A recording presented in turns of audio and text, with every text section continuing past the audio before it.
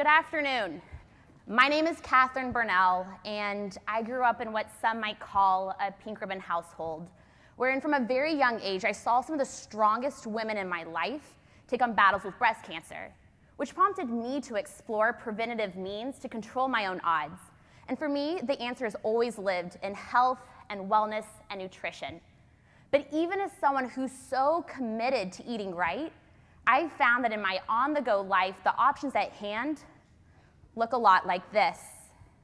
The all too familiar styrofoam cup of microwavable noodles, the vending machine chock full of processed snacks, the frozen waffle laden with corn syrup, and the inevitable Danish pastry.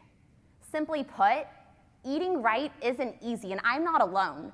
Over 88% of Americans struggle to get enough fruits and vegetables into their diet on a day-to-day basis. But people want to be eating better, and now more than ever, the burden of eating right is being shifted onto the hotels that people stay at, the offices they work at, and the college campuses and gyms they attend. I know because I've spoken to the senior decision makers at each one of these companies. Just 3 weeks ago, I spoke to Christian Abel, the SVP of Customer Experience at the Marriott Global. And Christian was explaining how Gen Zers and millennials, now more than ever, are wanting healthy and convenience in ways that they are struggling to keep up with. I've heard the same story time and time again from all the senior decision makers at each one of these companies. They want convenience, healthy, and they want it to be simple, which is why I decided to solve my problem and those of everyone I've spoken to in launching reBLEND. Real food for real people via smoothies that do real good. Our smoothies are the answer to easy, convenient, and healthy, enable us to go after a $5 billion smoothie space. Our smoothies come in 6 delicious flavors like Daily Detox, Frosé All Day, I Run for Chocolate, and come in 3 packaging forms. They come in our smoothie pops, our blendable blocks, and our smoothie bowls. Our pops are frozen, have a tear-off top that you eat on the go, much like a sorbet in a pop. Our bowls have a pre-blended smoothie base and a gluten-free granola pouch that you sprinkle on top, so you can have that Insta-worthy smoothie bowl anywhere and anytime. And our blocks are highly innovative. You tap the 6 blocks into your smoothie, your blender, you add your own liquid, and in less than a minute, you have a professional-grade smoothie. It could not be easier. But let's go back. So how do we do good? Well, first, we've worked with leading nutritionists to develop superior product blends. We have nothing to hide when it comes to our ingredients, no additives, no preservatives, and we source organic produce. But we get it. Organic can be expensive, which is why we have a secret weapon.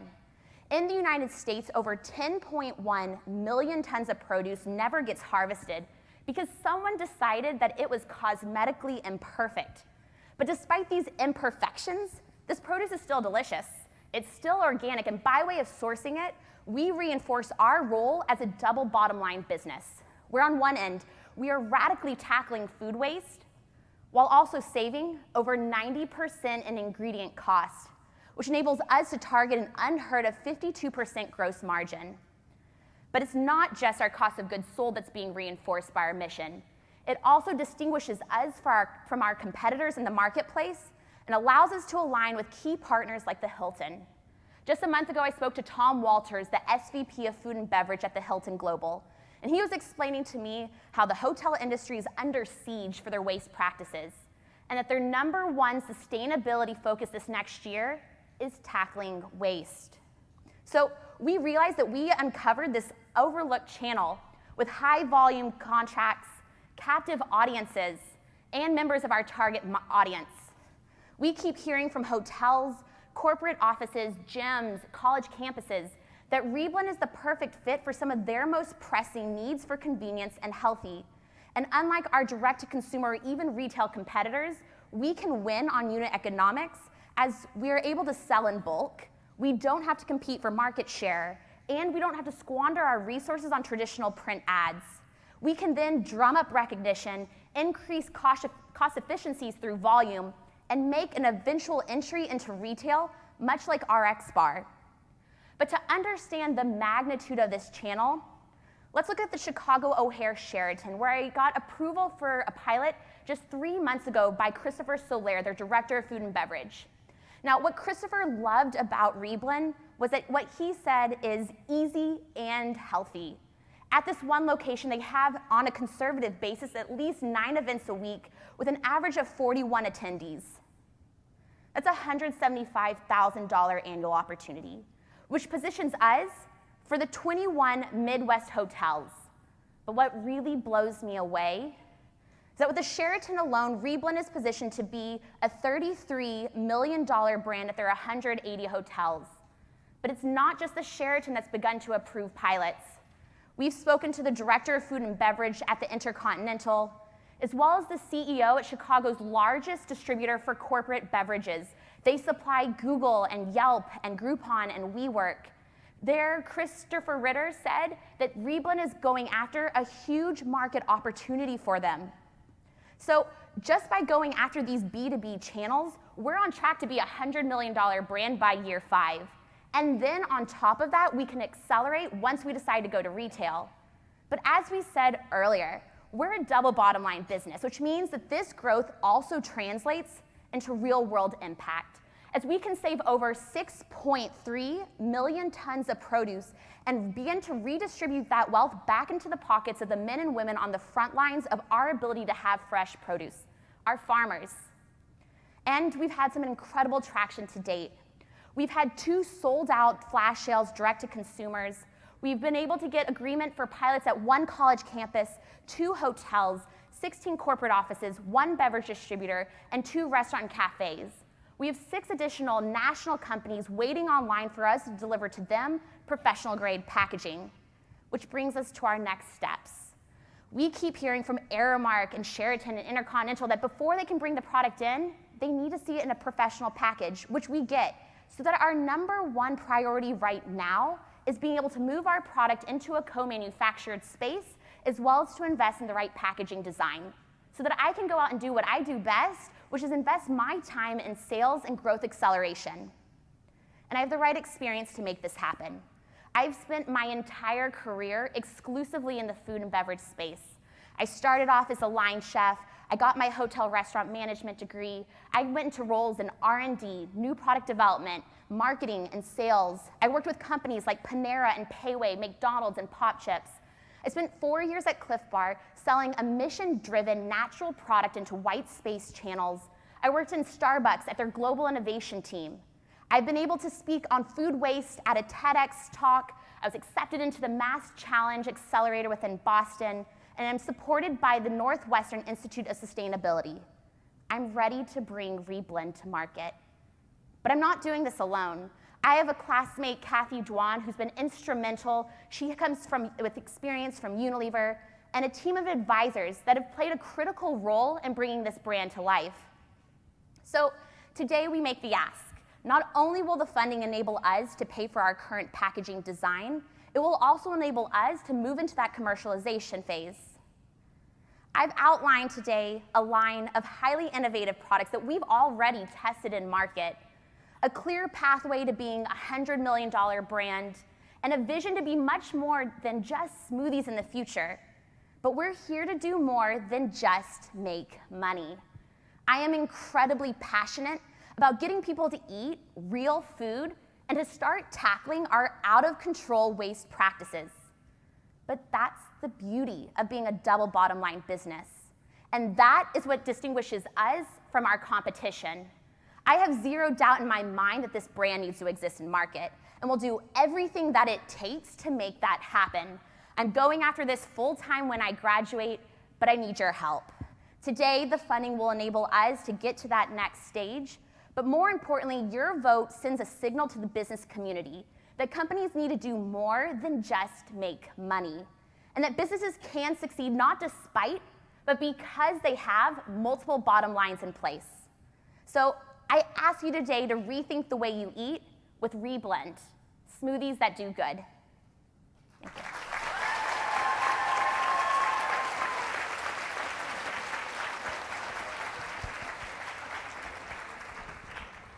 Hi, Kathryn. Yes. What do you think the biggest risks are with you coming to market? So right now, I don't know if I would qualify it as a risk. So part of my methodology was before I even invested in my next steps for commercialization, I wanted to test the product and market, and that's really been a core part of my approach, is testing at every single step along the way. So I've gone into market, I've secured agreements for pilots. That way, by the time I went to go commercialize the product and started to get those volume runs in, I already knew where I was going to be selling. But in terms of risk, I mean, it's a clunky process. So right now we've already begun to engage our packaging designer, and that's a hard process, right? I mean, we're going to continue to test it at every stage to make sure that our packaging is exactly what our end users want. But I would say right now the biggest focus and the area of risk that we are really having to dial in on is getting our product to a place where it is being commercialized in a co-manufactured space. Congrats. This is and thanks for the sample. It's really good. So I have a question on sourcing, because I assume you're having to change some behaviors on the farming side. Can you talk about how you're doing that? How do you scale that up to be able to meet the demand? So one of the exciting kind of parts of this proposition of sourcing imperfect produce is that right now there's well over 10.1 million tons of produce that's being accounted for that is not being right now harvested. It's being left to rot on the vine. It's left to be composted on site on the farms. And this is predominantly coming from mid-sized to small-sized farmers. So large-sized farmers, they know each year that a certain ratio of their farm will have crops that are cosmetically imperfect, and they can already write that off to a manufacturer. The mid-sized to small-sized farmers don't have that luxury, and the volatility does not enable them to secure a channel to sell that produce. So right now, there is a distributor out of San Francisco called Full Harvest, and that is our initial partner, is that we are going to work with them so that we can really invest our time on the product side. But concurrently, I've already started to build a network of farmers that we can eventually move to sell direct, or to purchase directly from, to be able to get even more competitive prices and to really have a broader impact within the space. So that's kind of our tiered strategy. And I guess the third strategy is that there's even more food waste coming from manufacturers. So I've had a few manufacturers reach out to me wherein they have like distributors who do chopped up fruits and vegetables. They have scraps that eventually we can use to integrate into our supply chain. But those are really the three waves that we've looked at to procure our produce. And the second question I have is around your customers that you're targeting. So it sounds like you've got some sort of early traction with hotels, which is great. Those are probably notoriously long sales cycles, being a big enterprise customer. Do you have any other target customer groups you're going after in parallel to really continue to test product market fit? So our initial phase, I put one, but we have two beverage distributors out of Chicago that focus on corporate offices. Both of them have agreed to give 16 for one and 20 for the other offices that we can pilot our product in. And so over the next 2 to 3 months, as soon as I get my packaging, we are going to be manually producing this in the graveyard shift at 2 different commercial kitchens here or there in Chicago. And we'll be doing a couple of laps with them, but we already know that they will take our product in. Then we will be able to go back to some of these larger clients, as larger customers, and be able to bring them the product and to secure those POs. But I would categorize our pipeline as being hotels, huge volume. We have corporate offices, and when you start looking at channels like Google and Yelp and some of these offices, there is a lot of opportunity there. We've already had talks with Aramark and Compass for college campuses. And then there are gyms. So we actually spoke with the SVP of Growth and Development at Core Power. Andrew said that they recognize that retail is softening and that there's an opportunity for them to bring in a food and beverage offering. So those are really the 4 business-to-business channels that we have identified. To your point, each of them with a little bit of a different timeline of how we can bring them online. Great, thanks. Really fun pitch. How are you thinking about, this is a 3-part question, so it's very high-level answers, please. How are you thinking about food safety and product shelf life when you're dealing with perishable and nutrition and the value of the product? Smoothie companies have a black and white, like a checkered history in this regard. And then how are you going to deal with the frozen component, especially in your distribution? So food safety, and then how are you thinking about distribution as you come to market? So one of my kind of key, pillars is food safety. I come from the food industry. I've seen, the terror that unreigns when someone does not pay attention to that. So I am hypersensitive to what it takes to make sure that this product is safe. We have already begun to work with a food scientist who has extensive experience in making sure that at every step along the way, we've kind of checked our boxes. But that's one of the beauties of moving to a co-manufacturer as soon as we can, is that we then are able to shift a lot of those practices onto them and their team. In terms of shelf life and kind of that other half, one of the reasons why I chose smoothies, alongside there being a lot of fruits and vegetables that you can use in the product, is that it is frozen. And so during peak seasonality, a farmer during the summer will have a wide array of strawberries. We can actually onload that crop, process it, and freeze it, and then use it at different iterations throughout the year. And so there's a huge benefit in our supply chain, as well as perishability, because our products have about a 12 to 14 month runway in terms of perishability by way of it being frozen. They stay frozen from beginning to end, and so that's part of our methodology. Thank you. Thank you. Thank you. Thank you.